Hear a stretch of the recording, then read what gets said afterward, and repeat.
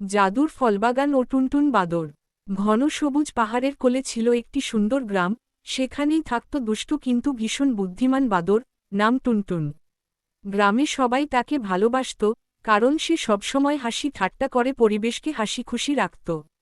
লাল apple রহস্যময় ফলবাগান। গ্রামের পাশে ছিল একটা বড় বাগান, যেটাকে সবাই জাদুর ফলবাগান বলত।